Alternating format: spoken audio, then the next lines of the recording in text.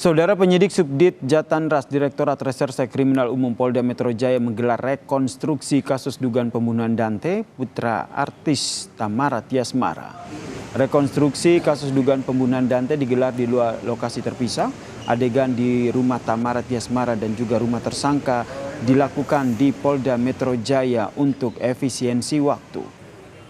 Pada adegan ketujuh, Tamara menitipkan anaknya ke asisten rumah tangga tersangka karena pada saat itu Yuda sedang di luar bersama dengan putrinya.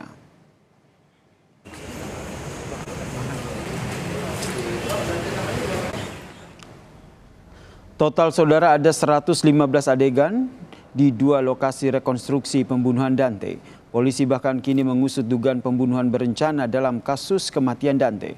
Menurut hasil dari digital forensik, tersangka mengecek keberadaan CCTV di kolam renang dalam perjalanan menuju TKP. Tetapi hal itu dibantah tersangka Yuda Arfandi.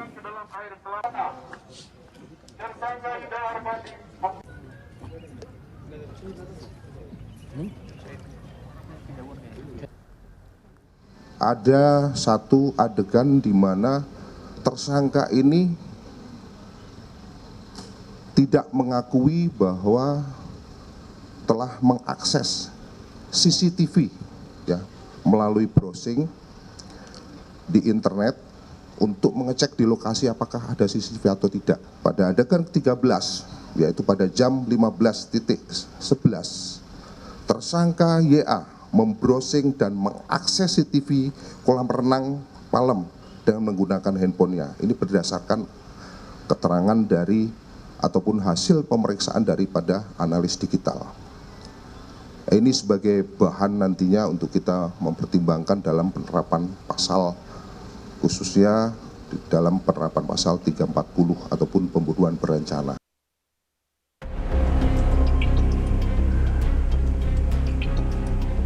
Polisi menggelar rekonstruksi untuk mengusut kasus pembunuhan Dante, anak artis Tamara Tiasmara yang dibunuh kekasih Tamara, Yuda Arfandi. Total sebanyak 115 adegan diperagakan oleh tersangka dan ibunda korban Tamara Tiasmara. Polisi memutuskan adegan di rumah Tamara dan rumah tersangka dilakukan di Polda Metro Jaya demi efisiensi waktu. Sekitar pukul 11.30 waktu Indonesia Barat, Tamara membawa putranya ke rumah tersangka di Pondok Kelapa, Durensawit, Jakarta Timur dengan membawa perlengkapan baju renang. Pada adegan ketujuh, Tamara menitipkan anaknya ke asisten rumah tangga tersangka karena pada saat itu Yuda di luar bersama putrinya. Artis FTV ini kemudian meninggalkan putranya untuk melanjutkan pekerjaan. Setelah adegan itu, Tamara tak kuasa menahan air matanya. Rekonstruksi pun dilanjutkan di kolam renang Palem, Durensawit. Sebanyak 102 adegan diperagakan di kolam renang dengan total 69 adegan yang menunjukkan reka adegan tersangka menenggelamkan korban 12 kali. Ayah Dante sekaligus mantan suami Tamara, Angger Dimas, yang turut menyaksikan rekonstruksi, menilai apa yang dilakukan tersangka sangat kejam. Ya, teman-teman nilai aja seperti apa ya. Kalau dari saya sih, ya itu kejam, tetap kejam. Saya paling mengenaskan itu pas anak saya ditendang. Gitu. Gak bisa pakai kata-kata saya serius. Saya nggak tahu saya. Rekonstruksi digelar untuk memberikan gambaran tentang terjadinya tindak pidana pada 27 Januari lalu di kolam renang Palem. Sekaligus menguji persesuaian keterangan tersangka dan saksi dengan fakta di lapangan. Tersangka yang sempat mengakses CCTV kolam renang melalui ponselnya bisa mengarah ke pasal pembunuhan berencana. Tim Liputan, Kompas TV. Kita bahas rekonstruksi yang digelar oleh Polda Metro Jaya hari ini terkait dengan pembunuhan Dante, anak artis Tamara Tiasmara. Sudah bergabung bersama kami di Kompas Malam, Saudara Guru Besar Kriminolog Universitas Indonesia, Adrianus Meyala. Selamat malam Bang Adrianus, salam sehat. Selamat malam, terima kasih diundang.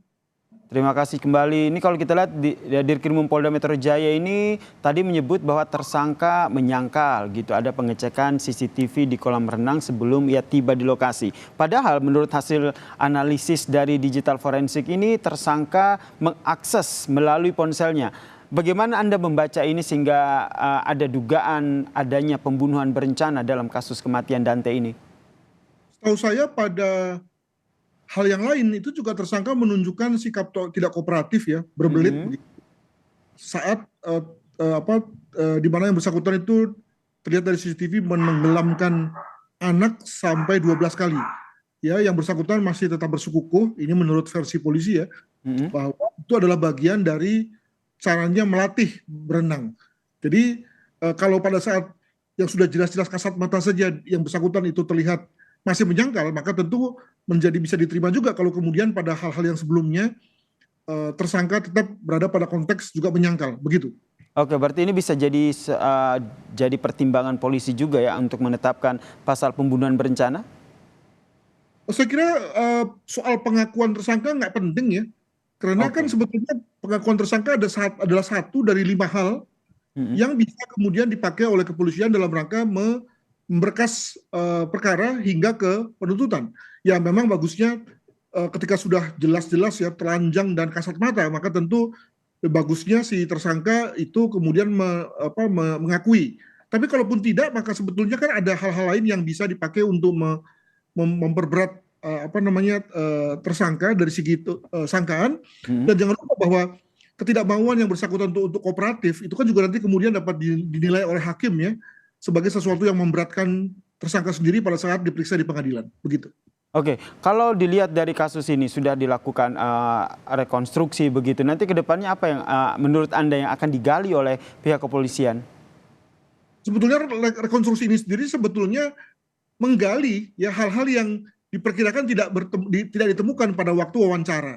Jadi ketika dibawa ke lapangan, maka biasanya memang ada saja hal-hal yang pada waktu wawancara itu nggak muncul gitu ya, nggak sempat dikalimatkan, maka ketika diperagakan lalu oh iya begini maksudnya ya, atau misalnya jaraknya terlalu jauh dan terlalu dekat dan misalnya begitu. Jadi justru rekonstruksi adalah bersifat menambah. Nah maka kemudian diharapkan sudah lengkap kasusnya, sudah cukup terang posisinya untuk kemudian diberkas dan kemudian lalu dibawa ke JPU begitu. Oke, kemudian dilihat dari peran dari yang Anda lihat dari kasus ini, apakah ini memang peran tunggal dari pelaku atau memang ada pihak-pihak lain yang juga ikut terlibat baik secara langsung ataupun secara sengaja pun tidak sengaja? Ya tentu kan kita, atau paling nggak saya kan tidak punya akses pada semua informasi ya. Tapi kalau kita lihat dari kasus atau kejadian di kolam saja, maka pembunuhannya sendiri maka tentu adalah merupakan pembunuhan oleh pelaku tunggal. Tapi ketika bicara mengenai motifnya, warnanya ya saya kira tentu kepolisian punya kandungan informasi yang lebih banyak ya. Apakah misalnya yang berasal dari jejak digital atau ada surat atau ada pembicaraan lain yang dilakukan oleh tersangka dan orang lain, maka kemudian lalu konteks berencana misalnya itu dapat dikenakan pada yang bersangkutan. Begitu. Pembunuhan tunggal dengan sudah direncanakan oleh pelaku ya, itu yang ini Anda sampaikan terkait dengan rekonstruksi ini ya? Soal berencana itu sebetulnya dari segi hukum itu sebetulnya mudah. Semua perbuatan yang secara khusus dilakukan, di mana dilakukan di luar kebiasaan sehari-hari, maka dapat dikategorikan sebagai berencana. Jadi sebagai contoh, itu ketika kita berenang, tapi kemudian lalu mengakses CCTV, itu kan nggak biasa kan? Nah, ini dapat dianggap sebagai berencana. Demikian juga misalnya ketika kita seorang dosen, tapi kemudian membeli pisau pada waktu mau ke kantor, itu kan juga satu hal yang bukan biasa. Nah itulah yang kemudian dapat dikatakan sebagai perencanaan, begitu. Baik, terima kasih Bang Adrianus Meyala, Guru Besar Kriminolog Universitas Indonesia telah bergabung dan memberikan persepsinya terkait dengan kasus ini. Salam sehat Bang Adrianus.